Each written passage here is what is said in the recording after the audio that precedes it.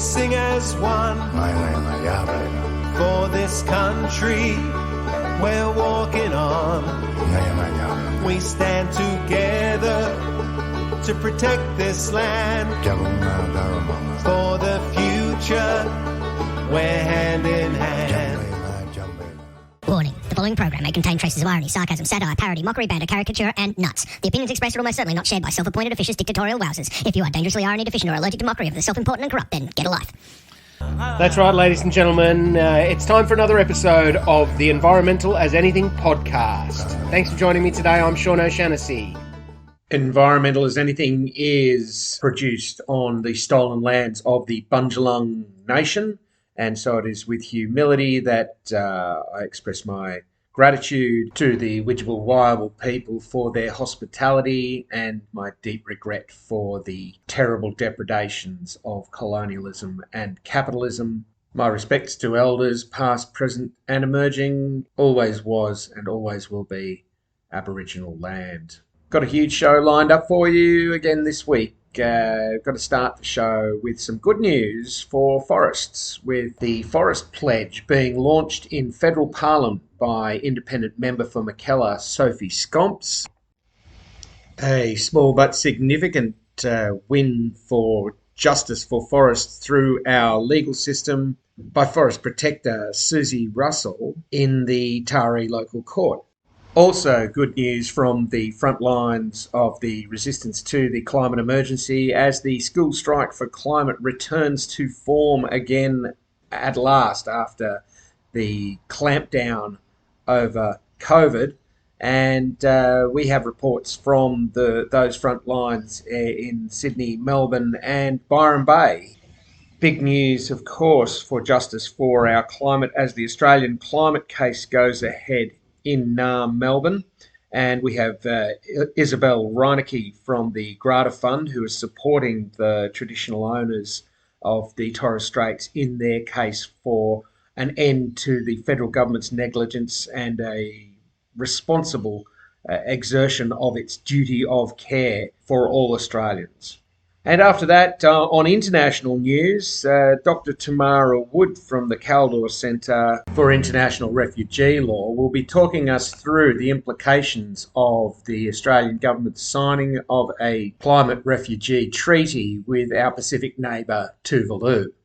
And then, as part of our ongoing commitment to trying to find positive actions for us all to be able to take to address the problems of the world we live in, we'll be speaking to none other than Violet CoCo with the CoCo report from the front lines.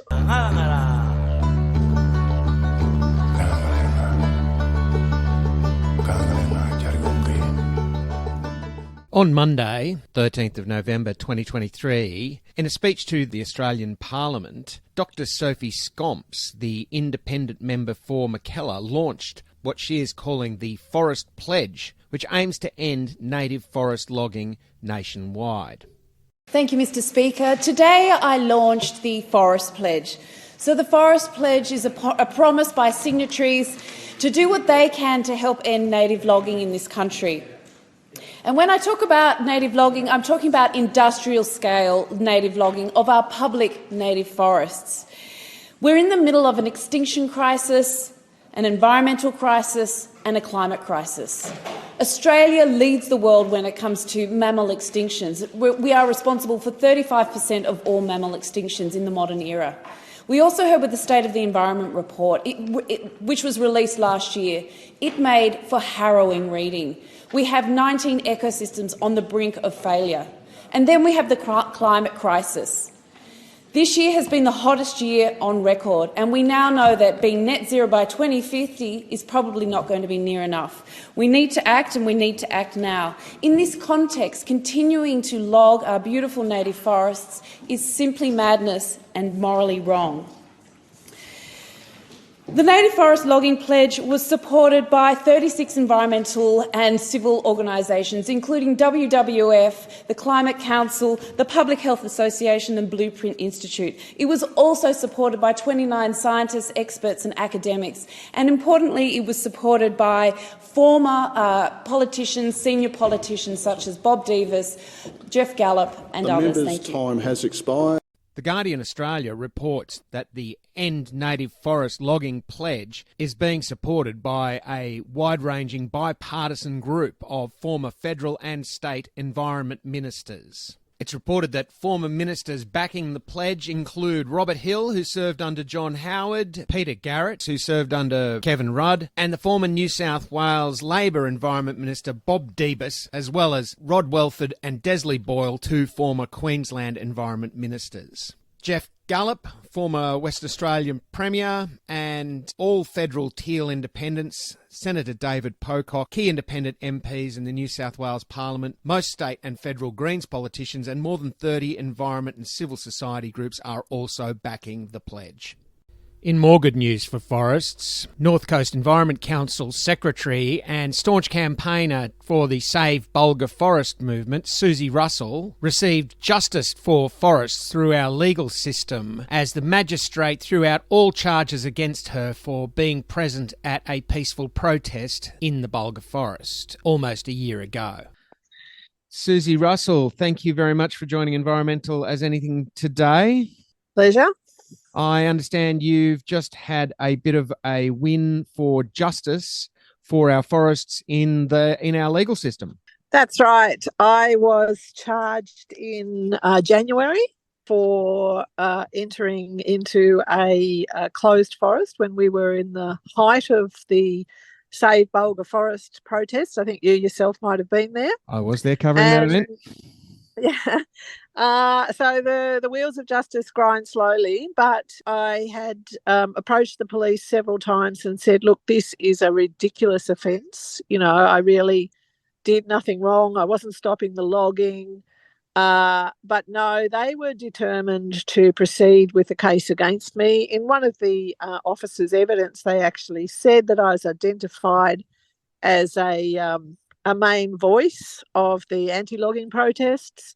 So it's pretty clear to me that it was really about singling me out to try and keep me out of the forest, which they did initially because of the bail conditions that I was given.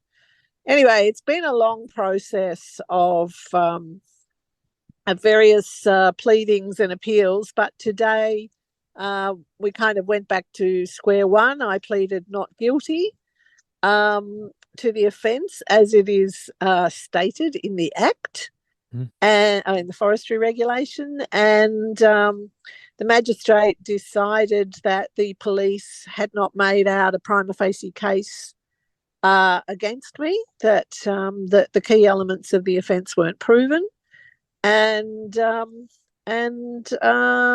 said I could go with no conviction, charges dropped.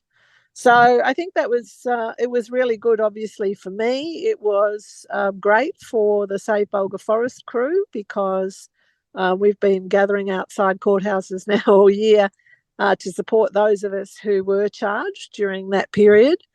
And it was also good for people to see that under some circumstances, representing yourself is an okay option. It's an okay thing to do, and how important it is to often to plead not guilty, because sometimes we just assume we kind of assume the guilt, and I know I did that initially, but I think today showed that that when it came down to it, the police didn't have the evidence. Yep. Yeah, well, it sounds like a punitive arrest and charge. You know, you've said you had no intention to be arrested. You hadn't interfered with the logging operation. You hadn't caused any problems for the police, but they grabbed you because they'd identified you. They'd profiled you.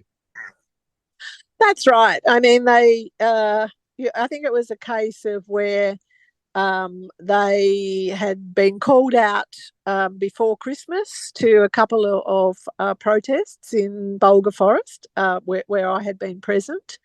They'd tried to, I suppose, intimidate me from going to the police by bringing a forestry corporation map to my house to tell me that the boundaries of the prohibited area had changed and I wasn't allowed to go inside that area.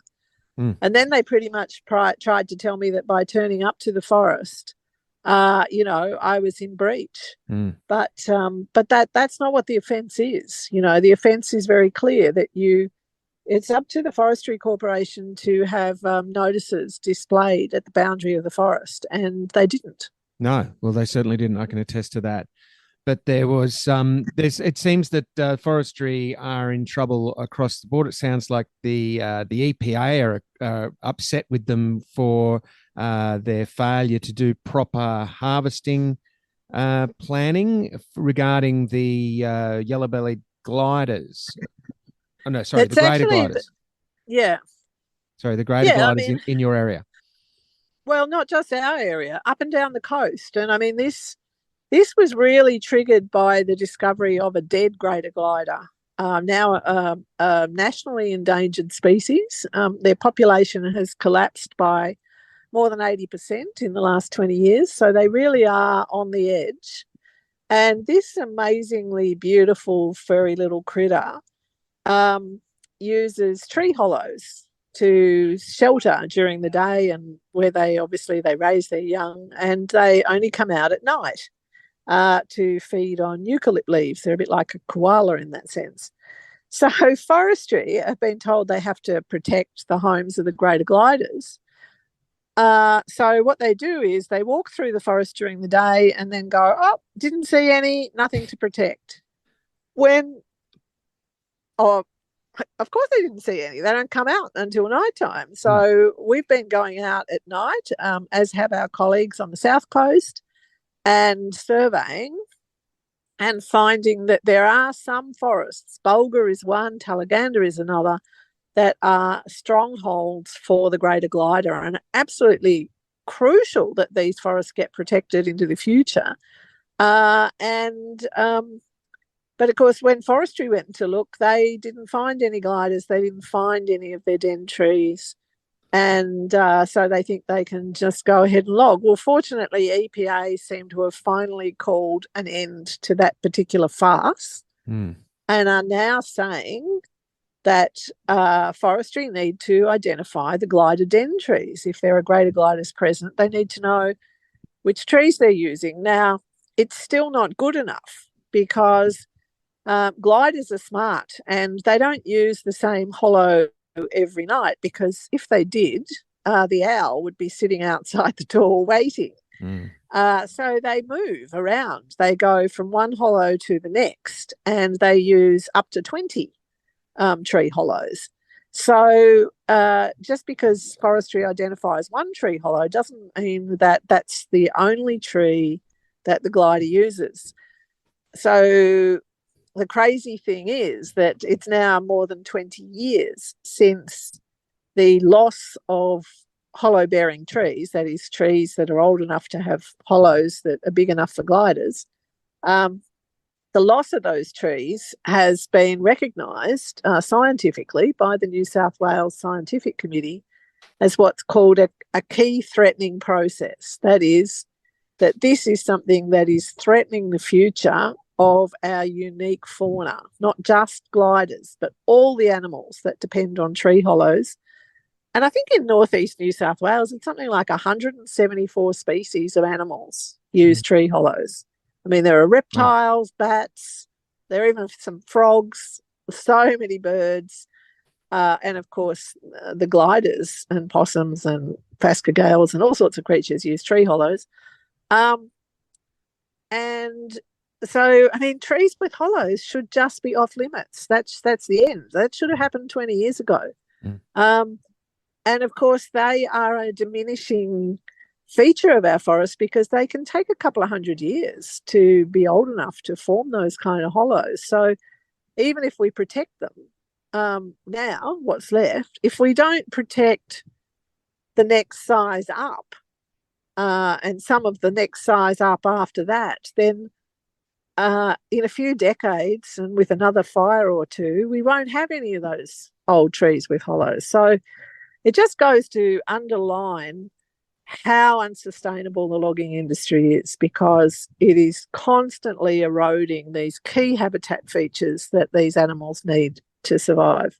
Yes, and it seems that that the underlining that unsustainability of the practice is a range of court actions and administrative actions around Australia, with native forest logging being called to a halt in Victoria and WA, and now the Forest Pledge being launched federally by Sophie Scomps in the federal parliament yesterday. What was your response to that? Well, I just think it's fantastic. We've now seen dozens of politicians at state and federal level, from particularly the Independents, the Teals, the Greens, a former Liberal Environment Minister, a former Labor Environment Minister, all coming out saying it is absolutely past time now to protect our forests. Like, everybody knows that time is up. So let's just get on with it sooner rather than later and try and stop the damage, because we are going to have to foot the repair bill.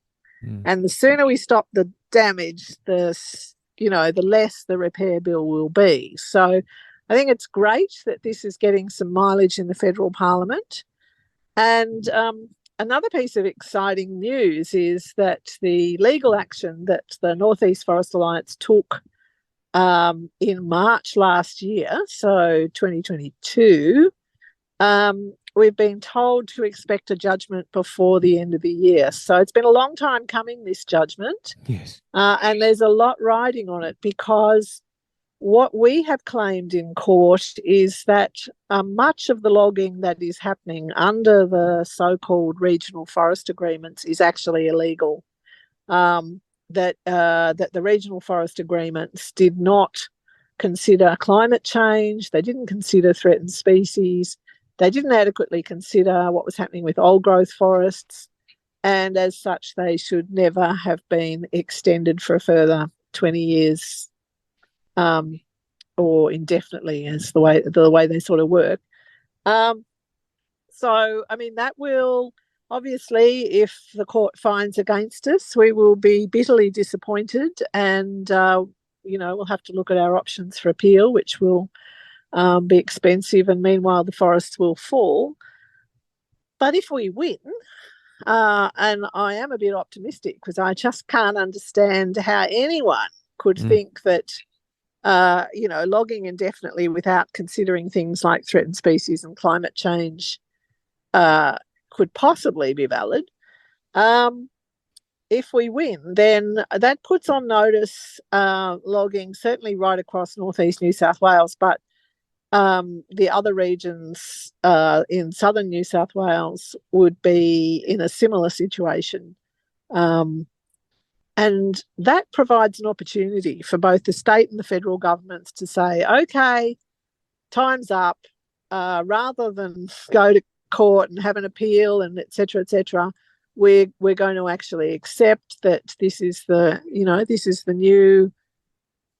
new reality, and we will and that those governments will then start to take action to see our native forest protected. Long overdue.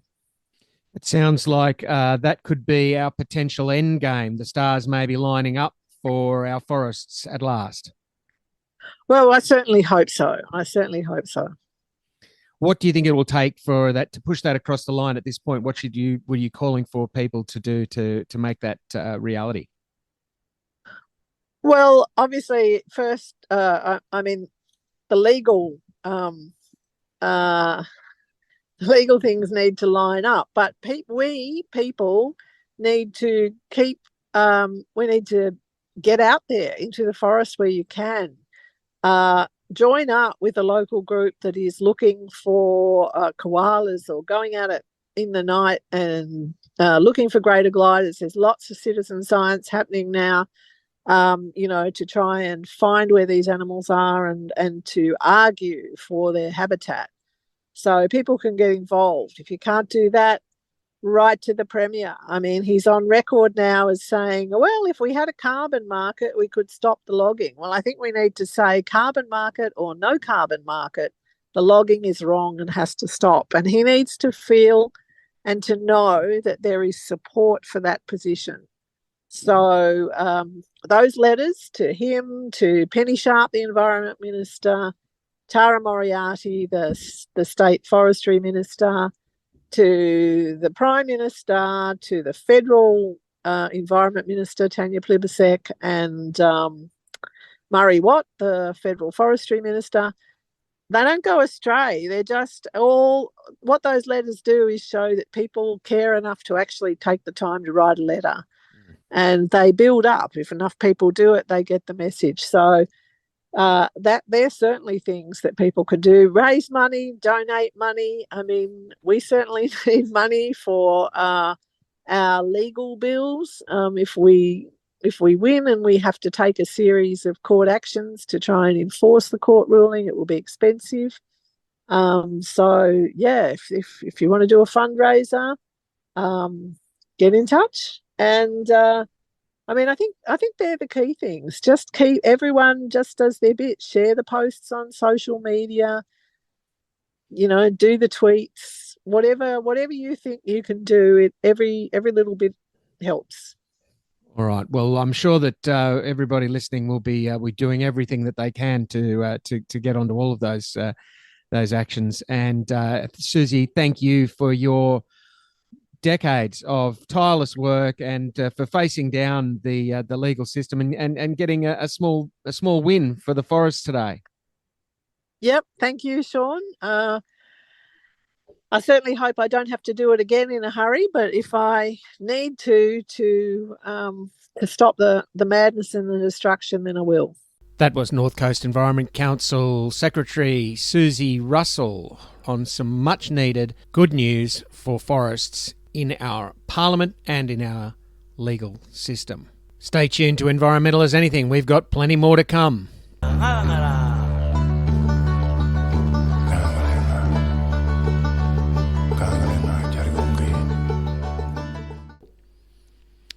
Hashtag Shift the Power was the rallying call for the thousands of Australian school children and people concerned with climate emergency who marched across 8 cities to protest yesterday. Organisers of School Strike for Climate say their rally in Canberra was cancelled, but in Melbourne, The Wire's contributor Monique Gruvek from First Nations Media Australia caught up with a First Nations woman who was part of the march there. My name is Chelsea Aniba. I am a Deba woman from the Kibawai 7 clans of Saibai Island in the Torres Strait. And what are you doing here today? I'm here invited to speak at Parliament, introducing the Bill for Duty of Care with the youths. So I've just been in Canberra, invited panelist to speak there, and also just got invited here and with the strike today, and looking very forward to today, and it's all about climate change and saving the country, saving the land, saving our people, especially with climate change for the future. What would you like to say to the country? Well, there's a lot of things I can say, but how can you narrow it down to like a couple of seconds? How can we know and go to sleep at night if we know about what's going to happen in the future, but we're not doing it, the government's not doing anything? So the only thing that we can do is support the youth, because they are the ones that are going to be living tomorrow. I can't speak for other people's country, but I can speak for my country of Saibai, is that we need to, as elders, and elders could be, I'm not saying that I'm old, but I am, I'm a mother of two, is to keep teaching the generation, the children about our culture, our songs, our stories, about our lands and our sea, because that is what our identity, that is our heritage. And if climate change is changing that, then we're going to be singing songs to our next generation. They're going to be singing the song that's telling the stories to their generation. But where is the land and the sea at that time, in those years? they're going to be looking back and saying, oh, this song is about that place, it's about that country, but they can't identify that song with that country because of climate change. It's just come inundation, erosion, changing over time. Where is the song without the country? There is no song. It'll get to that point where they're going to be, the next generations are just going to be looking at pictures and hearing about the stories and trying to imagine what it used to look like. Sit and trying to imagine the sounds of the birds. There used to be birds here, they used to migrate here, but not here at that time. There used to be turtle and dugong during this season, but no more now. You know, things like that. And it's sad, it makes me sad. What do we want? Climate justice! What do we want? Help! What do we want? Climate justice! You're listening to the School Strike for Climate rally in March from Belmore Park to Tanya Plibersek's office in Sydney yesterday. The students and their supporters across Australia are demanding for the government to shift the power away from fossil fuels and end all approvals and subsidies of new fossil fuel projects. Hello, I am a student from Pymble Ladies College and I'm here today to show everyone to care about the climate change because it's everyone's problem and we all have to do something about it. My name's Ethan. I'm a proud graduate activist and a school striker. I was organising a school strike for 4 years, but now that I'm a graduate striker, I'm here supporting the students. I really believe in First Nations justice to be achieved to then achieve climate justice. I think they're both interlinked. Our movement has a rich history and genesis in First Nations liberation, so I'm out here today letting everyone know that First Nations justice is at the centre. We need First Nations-led solutions to the climate crisis, and it's good to see all the students out here and with their solidarity and their fight for the climate. So yeah, it's good to see them. Hi, I'm Meredith Williams. I live in Western Sydney and I'm a minister in the Uniting Church. I'm also a member of ARC, the Australian Religious Response to Climate Change. And as part of both organisations, I'm committed to supporting young people in any action towards stronger targets, stronger movement for addressing the climate crisis and global warming. I feel very deeply, strongly about this as a Christian, and I think that we need to do a lot more in this country to combat climate change, to pick up our own game and to leave a better legacy for younger people, people who are struggling, people who are vulnerable, our Pacific Island nations, and all those on the front line of climate change.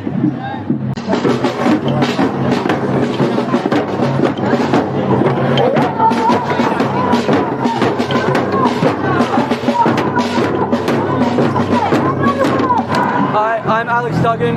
I'm a high school student from Morris College North Shore. I am here today striking for climate action. There are currently 118 new coal and gas projects on the books set to be completed. Whether it's the Pilliga gas project done by Santos that will poison Aboriginal water supplies, whether it's countless other coal and oil and gas projects that will continue to make our planet worse that are currently here in Australia. The Labor and Liberal governments have made the situation climate worse. Labor got elected on a platform of ending the climate wars. Well, they've ended it, and they've ended it on the side of the fossil fuel people. They've continued to approve new projects, all under the cover of pretending to do things with fake carbon credits that do not work to address the root causes of climate change. So I'm here today to put pressure on them to stop climate change and to stop exports and new coal and gas projects. Hi, my name's Alexa and I'm here joining the Sydney School Strike for Climate because I'm terrified about my future and I'm sick and tired of our government not doing enough. This is just the beginning for young people all across the country, and next weekend in Newcastle we're going to be blockading the world's largest coal port for 30 hours. We're going to be stopping 500,000 tonnes of coal from moving through the Newcastle coal port, and it's going to be a massive weekend that is set to be the largest direct action for climate in Australia's history. So November 25 and 26 in Newcastle. Hi, my name is Hugh. I'm here to support the young people today in their call for greater climate action. 2023 is shaping up to be the hottest year humans have ever experienced on this planet, and things are going to get worse from here unless we start to take decisive action. I'm also going to be attending the People's Blockade in Newcastle next week. Please come along. Thanks to Brian Mahoney for that report from the Sydney School Strike for Climate on Friday.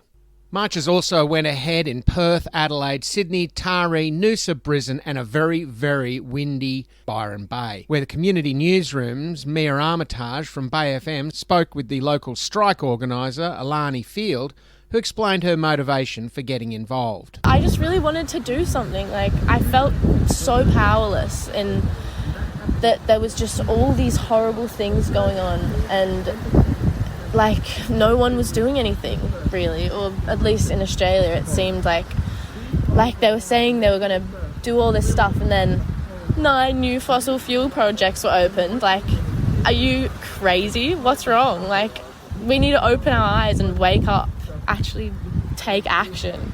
And you're talking there about the change in government, so you must have had a sense of hope that turned to disappointment. Is that what you mean when the Labor came in federally last year? Yeah, definitely. The climate election, they said, promised all these things, net zero by 2030, but still opening fossil fuels projects doesn't make sense. That's not taking action to reach zero net emissions.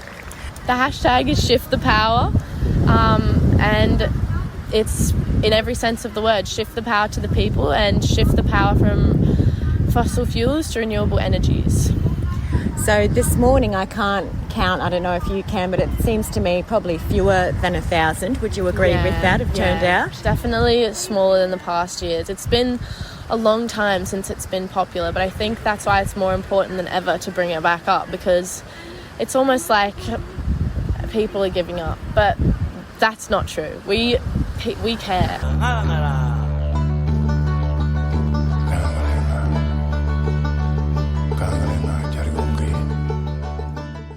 My name's Uncle Pabai. I'm from the Torres Strait, located in the northern part of Australia. I'm standing here to challenge the government and our communities that are thinking it's betterment for the livelihood of our young generation to come. Because we are the people of our own rights against the climate cases, justice. That's what we need. I'm very strongly standing here to the Australian, to the world, to the Pacific brothers and sisters, to be with us, to fighting this climate change action against the justice to the government.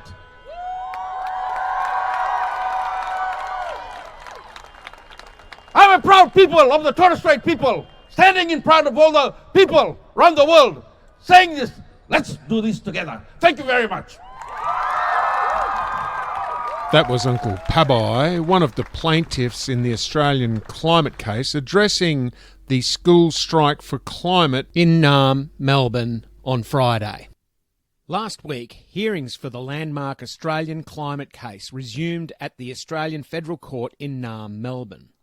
The court is hearing from leading climate science experts on the impacts of climate change and sea level rise experienced in the Torres Strait. The court must also address Australia's contribution to global greenhouse gas emissions. Plaintiffs, Uncle Pabai and Uncle Paul, traditional owners from the Torres Strait Islands, have made the journey to Melbourne to hear more about the science behind the climate harms experienced by their communities. I'll be speaking to Isabel Reinecke, the Executive Director of the Grata Fund, who is supporting Uncle Paul and Uncle Pabai in their legal case with the Australian Government, seeking that they obey their duty of care. Isabel, thank you for joining Environmental as Anything today. Thank you so much for having me. You're working hard on the Australian climate case. So what is that legal fight, briefly? What are they fighting for and against? Yeah, so the uncles are basically arguing in court that the Australian government has been negligent and that they need to take steps to stop causing climate harm in the Torres Strait. And so what they're basically doing is asking the court to find that the government has a duty of care to them and to all people in the Torres Strait Islands. And they need to take steps to reduce climate harms. And what that really means is reduce emissions in line with the best available science and commit to adaptation measures in the Torres Strait that will actually give people a good lasting quality of life in the Torres Strait as climate impacts worsen up there.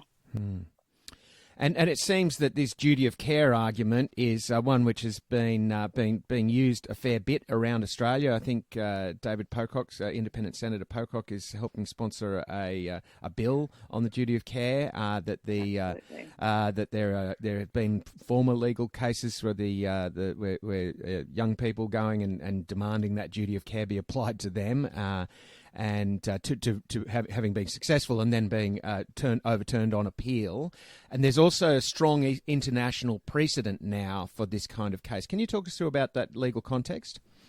Yeah, absolutely. So the basic idea is following the very successful and really probably most ever successful global climate litigation case in the world, which was in the Netherlands, which the court there found that the Dutch government had a duty of care to its citizens and had to reduce emissions in line with the science. That was back in 2015, and they won several times on appeal as well. And since then, organisations and people around the world have sort of looked at how could we also enforce the duty of care against our governments. And, we all, as people and citizens, tend to think, well, there is a duty of care, whether the court says so or not. There's sort of moral duty of care. But if you can establish a legal duty of care, you can also establish legal accountability for the actions of governments, which is massive. And Sharma, who was the young woman who brought that previous case in Australia, was seeking for there to be a duty of care in legislation where the environmental minister had to consider, the young people of Australia's future when making environmental decisions around, for example, new mines. And she won at first instance, but yes, lost on appeal, and is now fighting in Parliament because really the court said to her in that case, look, we agree with you, but this is a job for Parliament. And so she's gone to Parliament and is working with Dave Pocock, and she's also working with Chelsea from Uncle Paul's Island, Saibai, who's kind of really representing Torres Strait young people as part of that process as well, and saying to the federal government, look, you need to consider young people when you're making environmental decisions under the environmental legislation that we have. And that's a really important next step for Australia. This case is slightly different, though, because it's going back to the idea that was in the Dutch case and really saying the Australian government as a whole is being negligent. And the only way that they can stop being negligent is by stopping causing climate change harm, which is reducing emissions really by net zero by about 2035. So in about 10 years, we really need to be at net zero emissions to prevent the most horrific impacts of climate change in the Torres Strait. And we're really hopeful that the court will agree that the government has been negligent and that the government actually needs to stop being negligent. It's obviously a complicated case, but it's one that we think there are really good grounds to succeed. It doesn't seem like too big an ask to ask the government not to be negligent about their duty of care for the future of its citizens, does it? But, you've got a long list of eminent expert witnesses coming before the court, and you've been in hearings, I believe, since Monday. Is that right? Monday last week, so That's right. It's 2 weeks for hearing so far. It'll run right up, I think, till the 27th of November is where it's looking at the moment. And that's right, we've been hearing from people like Professor David Caroli, who's a world leader in atmospheric climate science, former chief scientist of CSIRO. We've been hearing people like Professor Linda Selby, a health expert, Taree Hughes, a marine biology expert, John Church, sea level rise expert, and then Professor Malte Meinhausen, who's a particularly interesting expert in that he talks about Australia's contribution to global carbon dioxide and greenhouse gas emissions and really our significant contribution in the global context. There are others as well, and it's been really interesting. I think, the thing that's been quite notable and the trend that I've noticed over the last couple of weeks of the government's approach in court has been, to be honest, kind of concerning. If you compare it to the previous government, their approach to climate change litigation has, for the last kind of few years of its term at least, been to acknowledge the climate science and concede that in court and try and win on other kind of legal grounds. Whereas this government, despite holding itself out as sort of ending the climate wars, is really, its council are attempting to undermine the climate science. Really? And it's not going very well for them, though. I mean, it's at one point, Professor Hughes responded to the Council for the Government that this is high school level science that he was talking about, which was sort of a satisfying thing to listen to, when you have a government trying to undermine a science that we all know is well established, to have an expert really explain to them why they were out of line. And really that'll continue for the next couple of weeks, this detail on climate impacts, Australia's contribution and role in those impacts. And as Professor David Caroli told the court, the fact that Australia is a significant contributor to global efforts to keep global warming to as close to 1.5 degrees as possible to really avert the destruction of Torres Strait Islander communities. Yes. So that sounds like, a fascinating process we'd have to keep abreast of. But you say the tide is turning. You say that as more courts are asked to hear these cases, we're seeing the beginnings of a wave of legal decisions. Are you feeling hopeful? Yeah, look, I am. And I think it's a matter of time when it comes to climate change and accountability. The courts are really well positioned to get to the truth about Australia's climate action because they're designed to focus on facts and not political spin.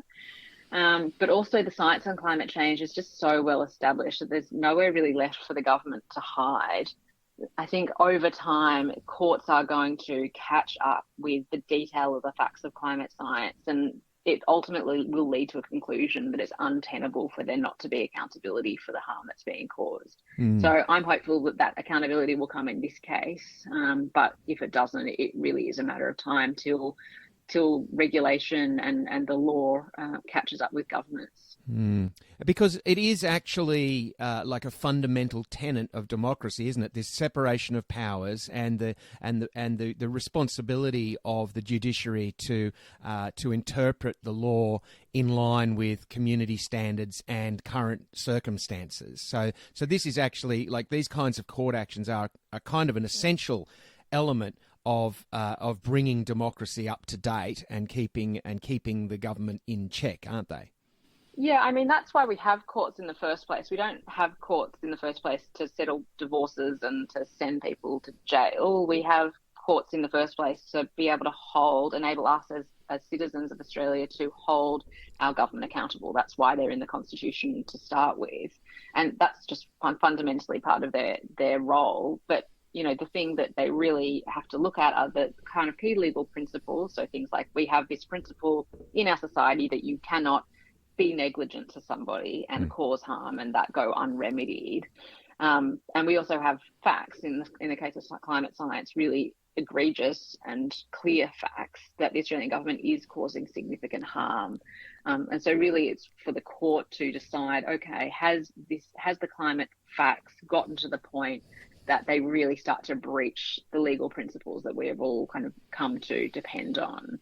And that's why I say I think it's a matter of time for climate accountability to come for major polluters like Australia through the court system. We change hearts and minds, and we bring people along the journey to understand climate impacts and how it's affecting their lives. But at the end of the day, we really need to use the legal system that invisibly dictates much of our lives to make sure that it is also holding the powerful accountable.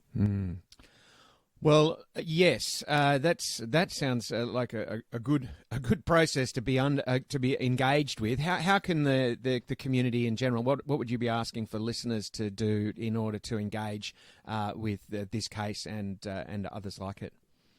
Look, really, it's about standing in solidarity with the uncles and their communities. You can check out their story at theaustralianclimatecase.org.au, follow along their journey on social media, on Instagram and Facebook. And what you can also do is actually share your story of climate impact. So if you've noticed, as I know many of the listeners to this program will have, climate impacts in their own backyards, you can actually share that story online with the uncles. And what will then be done is the uncles will present that information to the government outside of court to say, look, this isn't even just about the Torres Strait. This is happening to people all over the country, and you really need to start listening to us. So, if you want to stand in solidarity with the uncles, that's the way to go about it. Well, fantastic. I'm sure that listeners will do that. We, of course, will share and have shared the posts on this case to the Environmental as Anything Facebook page, and will continue to do so. We actually, on a slightly tangential but related point, I wanted to ask you if you had any thoughts on the recent announcement by Anthony Albanese at the Pacific Islands Forum about the Tuvalu immigration agreement that they've struck for essentially climate refugees. To be honest with you, I really feel that this is more greenwashing from the Albanese government. It's pretty unfortunate. We see the government say one thing and do another. I just think it's deeply ironic that the government would offer, safe haven to Tuvaluans who are losing their homelands because of Australian government actions, and at the same time they are fighting their own citizens in court who are facing the exact same future. People in the Torres Strait are facing becoming some of Australia's first climate refugees. That's a terrible thing, and for the government to kind of, I think, really act as if it's being this very generous, gracious country by letting Tuvaluans live here, while at the same time actually directly causing the harm that they're fleeing from, I think is pretty terrible. Mm-hmm. Well, Isabel, I know we said we'd only have 10 minutes and we've gone over time, so I think we've covered the issues at stake. I really appreciate the work you're doing, and for you coming and joining us here on Environmental as Anything to share it with the rest of our listeners. Thanks so much for having me. That was Isabel Reinecke, the Executive Director of the Grata Fund, who is providing legal support to the Torres Strait Islander traditional owners who are taking the Australian government to court in what is being called the Australian climate case, and demanding that they end their negligence and start obeying their duty of care regarding the climate emergency. Thanks for tuning in to Environmental as Anything. Straight. Because our islands are sinking. So we're here to pass our message to the world and to the government.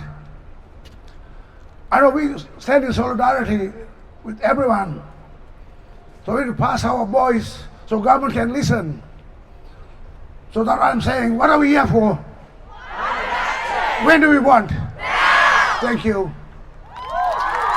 That was Uncle Paul, one of the two Torres Strait Islander plaintiffs in the Australian climate case, speaking to an enthusiastic crowd at the School Strike for Climate in Naarm, Melbourne on Friday. Thanks for tuning in to Environmental as Anything.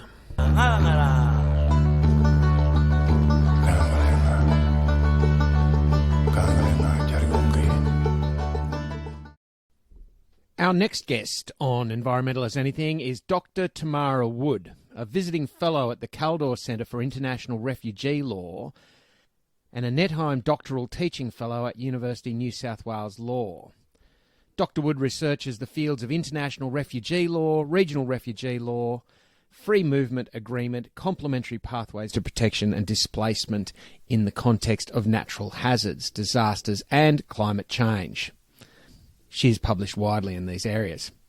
We'll be discussing the announcement this week of an Australia-Tuvalu treaty, which is being called groundbreaking, under which Australia will provide migration pathways for people from Tuvalu facing the existential threat of climate emergency. This is being called the world's first bilateral agreement on climate mobility.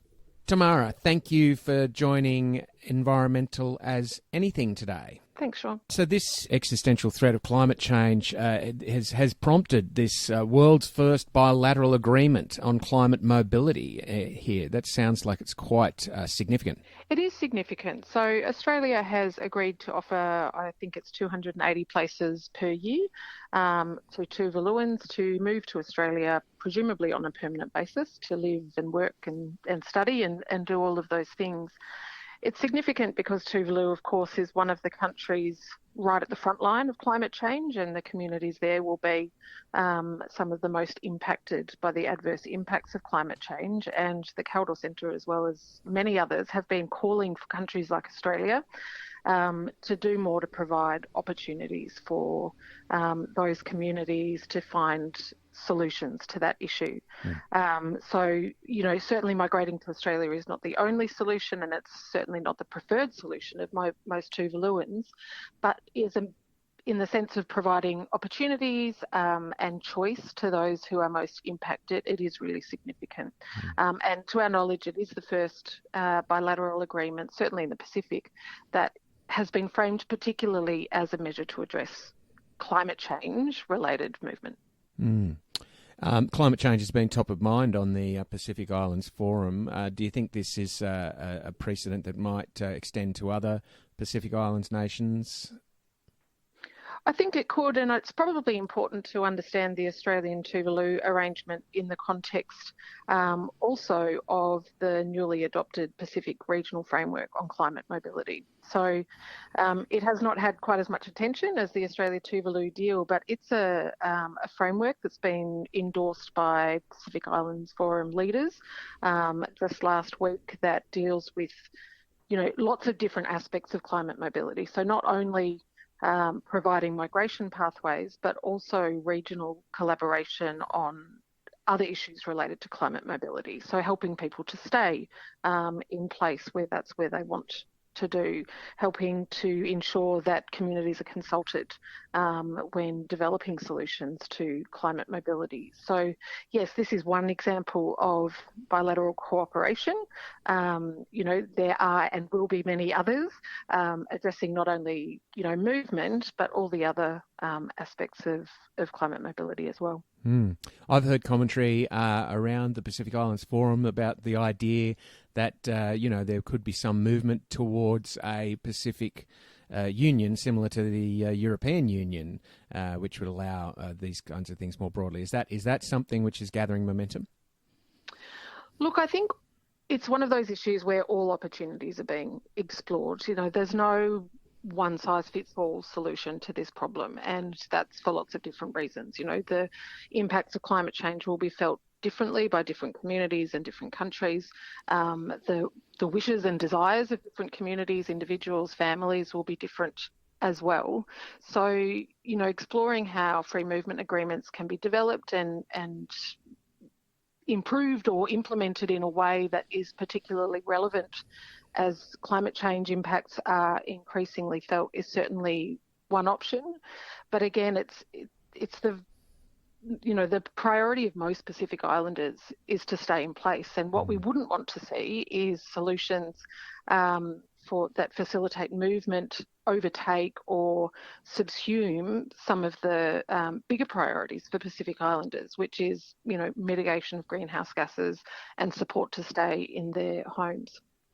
Yes, so that seems to me to reflect on, I know we spoke off air and you said you're not expert enough to discuss in detail the Australian climate case, which is before the courts, but clearly that is the case in which the Torres Strait Islanders are calling for the Australian government to honour its duty of care to prevent the climate emergency from getting worse. Is that likely to be? Is that likely to be something that the Australian government's going to take more seriously now after this Pacific Islands Forum and this Tuvalu decision? Look, let's hope so. Certainly, many Pacific Island civil society groups have been quite vocal in calling on the Australian government not to just provide what might be a band-aid solution in terms of migration pathways, but to take more seriously efforts to mitigate climate change impacts in the first place.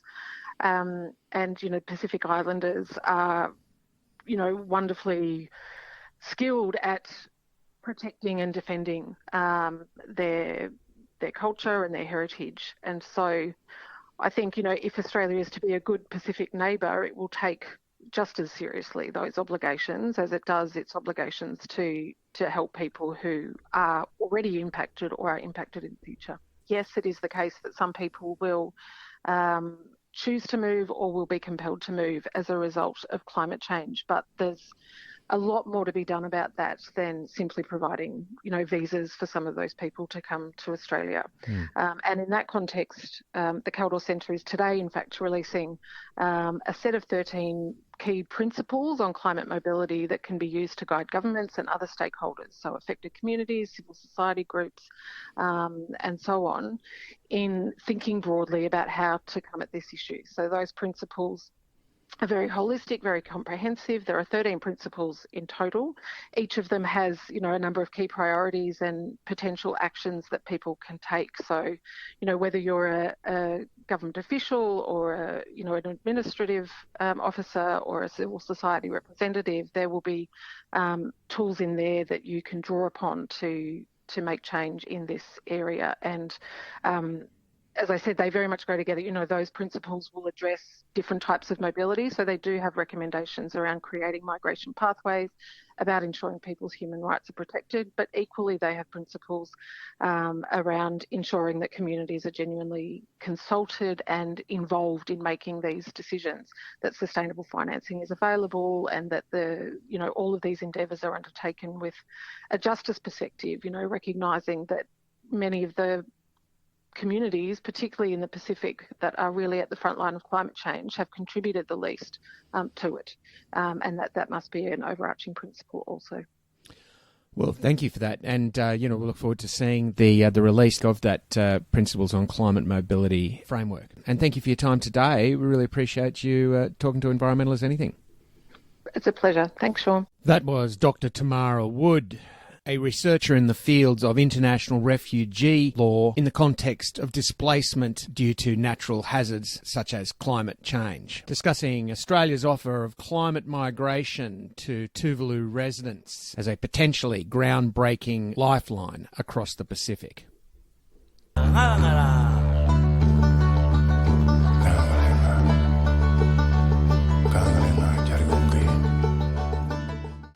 Okay, Violet CoCo, welcome to Environmental as Anything with the CoCo Report. Thank you for joining us.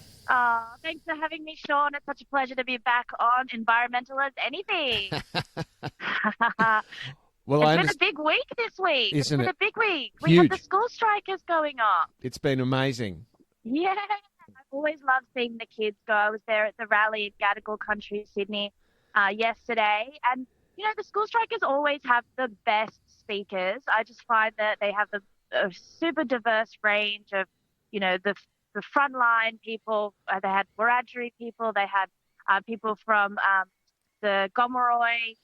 They had First Nations Pacific. It was just a really, really incredible speeches. And the first thing they did was they said, we're not going to do speeches first. We're going to do disruption first because that's where our power lies. And so they hit the streets and did a march before any speeches, which is really fantastic. I was really impressed with them. They are not just passionate, they're smart and they're committed. It's very exciting. There was a great mob turned out here in Byron Bay. I've seen terrific footage from the rally and the speeches in Sydney. And, always awesome. Oh, it was so fun. And I brought my megaphone along and I was sort of, I started a few chants and then I was getting them to start the chants. It was a bit of like passing on the torch. It's really good to hit the streets with the kids. Good on you. And it was soothing after such terrible news with David over the weekend. Yes. Over the week, rather. Did you hear what happened with David McBride? Oh yes, it's awful. We're going to try and cover some of that later in today's show. He ended up deciding that it was the only thing to do was to plead guilty after having been denied his defence. Well, that's right. So the Attorney General came in and basically wiped clean his all of his evidence so that he couldn't present it to the court. So normally there's a division of the judiciary and the executive and the parliament, but the Attorney General has this special power to just like remove evidence in the judiciary. And obviously that is just like a massive overreach. And that caused the collapse of his case in proving that he has, a duty to the people first, rather than a duty to follow orders first. So it looks like he will face prison for exposing war crimes, be the first to face prison of exposing those 30 or almost 40 war crimes. I think it's 36. 39, I think it was. 39, there you go. It's just he's on bail now until after Christmas. But yeah, I was in Ngunnawal country, Canberra, and was, sitting in the courtroom, and I shared a meal with him the night before. And he's holding really strong because he knows that he's in the right and that he's fighting for truth and justice, and he's hoping that the Australian people will rally behind him, and I believe they will. I think as people learn about his story, they're outraged by the details. But so we'll have to cover that on an ongoing basis because that's a genuine heroic story. It really is. It really is. And I'm glad that he's going to be with his family over Christmas. He's got a beautiful granddaughter. Picture of her up on his Twitter page, David McBride. I definitely recommend people check it out with her holding his book. I think she looks about 6, so I'm not sure she's going to be able to read his book just about yet, but she definitely is getting one for Christmas. So. Yeah, it's no bedtime story for a 6-year-old, is it? Definitely not war crimes, no. Yeah, he's a good man. Speaking of war crimes, just to keep us moving forward, yes. We've still got the Palestinian solidarity rallies happening all around the country every weekend. And in Naarm, there's a blockade of the port going on. There's a really brave human, Riyadh, who's on hunger strike. He'll probably be on day 8 now. They're calling out for solidarity there for people to get down to the port. So if your readers, I was going to call them, if your listeners are as far-reaching as Naarm, Melbourne, please go down to the port and support Riyadh. If not, check in with your local Palestine support groups to be able to find out where your local rallies are, because there's a obvious genocide happening over there, and we need to be standing in solidarity and calling for a ceasefire. Indeed. So what else? What's upcoming? What do we got happening? What's upcoming? I like the upcoming because we have one of the most exciting months in frontline activism in the next few weeks. It's the most exciting month I can remember. Since pre-COVID days, everybody's hit the ground running and generated a huge momentum for the warm season before the silly season. So we have Rising Tide next weekend from the 24th to the 26th in Newcastle. Do you know what Newcastle's real name is? It always slips my mind. No, I'm sorry, All I'm right, a bit distant from there. That is a job for all of us. That's a job for all of us. Anyway, I think it starts with a W. So Rising Tide, 24th to the 26th. It's the world's largest coal port. So Australia is responsible for it's the 3rd largest exporter of carbon emissions. So it's Russia, Saudi Arabia, and then Australia. Great company to be in. Yeah, and so I think it's really important that we're there and exposing the crimes of this port. And basically, we're going to do a paddle out. Got your kayak. I'm really excited to paddle out with you, Sean. We're going to go doubles. Yes, indeed. Yes. And then the week after that, we've got COP. So the international gathering of the world's leaders and fossil fuel executives, it seems, or lobbyists at least, coming together and deciding how to continue to lie to us about the trajectory of our reduction of emissions. And so all around the globe, there is solidarity protests calling out the COP for being a cop out. So the coalition that's built is happening in Gadigal country in Sydney, which is just 2 hours south of the Rising Tide. So if you're at Rising Tide, you can just toddle on down to the 30th to the 3rd. We've got the COP out. And then after that, in Naarm, in Melbourne, we've got the December Rebellion, which is part of Extinction Rebellion's uprising. And basically that's from the 5th to the 10th. There's 300 people going to sit on the road on Saturday the 9th and refuse to move. It's going to be a massive display of resistance, and I'm so excited to be a part of that one. Absolutely. No, that seems like a perfectly sensible trajectory to be on from Rising Tide to the rebellion in Melbourne. It's Naarm. Yeah. Yeah, it's going to be a really incredible few weeks, and I'm just really excited to see the resistance playing out that we sort of lost over the COVID times, and finally we can gather again, and we're just seeing these mass displays of resistance, which, I think is absolutely appropriate for the final hour. Peter Carter came out with a new video talking about the collapse of our habitable planet recently and how urgent we need to engage in pulling the 3 levers of reducing our emissions to zero, repairing our ecosystems, and doing research on how to restore the Antarctic ice sheets. And so, yeah, I think that it's a really, really important time to be engaging in the climate. There's no anything without a healthy planet to live on. So, yeah. There's no time like now, and there's no one to do it but us. So that's right. If not you, then who? If not now, then when? That's right. That's right. How many memes can we fit in the last few minutes, Sean? We'll have a meme off. Maybe we should have a meme off another day. It's early in the morning. We are pre-recording this at Sparrow's Fart. We are. I'm about to get on a train. That's why I'm coming up to Lismore for the weekend. Yay! All right. Yeah. Back home again, briefly. Back home again, because it's your birthday tomorrow. Now I get to call you out.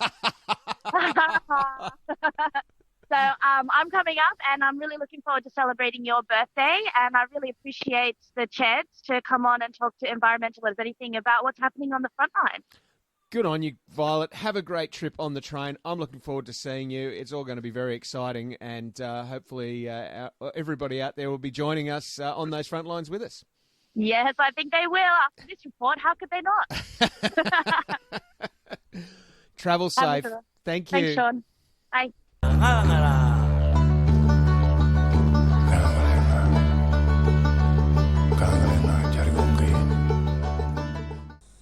Thank you for tuning in to another episode of the Environmental as Anything podcast. I'll be bringing them to you as regularly as I can. If you'd like to tune into more of this kind of material, there's plenty of episodes available. You can subscribe to our podcast, and while you're there, you might as well rate it and help spread the word by sharing it on social media if you can. We're on social media, of course, on Facebook particularly. You can find us anywhere you look for Environmental as Anything. And if you're really keen to see the show carry on, please do go and support us on Patreon. Again, you can find us by just searching Environmental as Anything Patreon. Thank you for your support. Be gentle with yourselves, be kind to each other, and remember, we are all in this together.